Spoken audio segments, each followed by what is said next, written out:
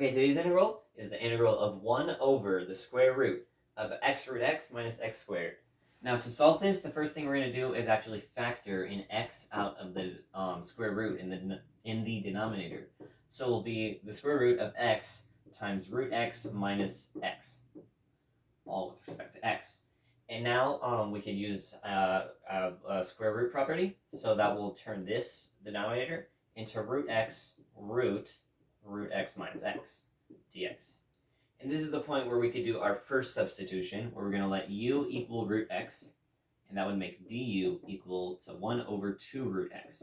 And we have basically everything here. We're going to have to create a 2 on the outside to cancel with this 1/2, but then everything else is there, so it's just going to be the square root of u minus u squared du.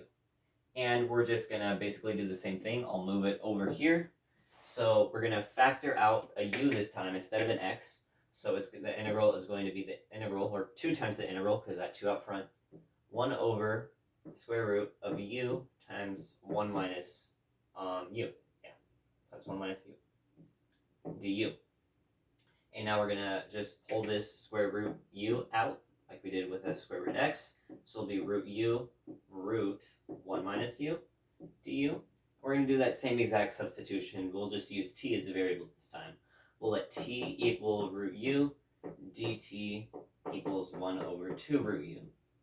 And then so we'll have to create another 2 on the outside, so this will turn into a 4 times the integral 1 over the square root of 1 minus t squared.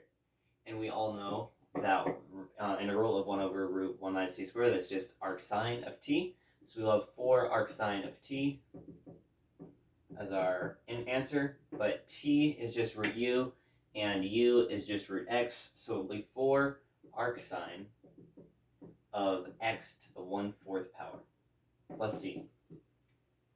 And that is our answer.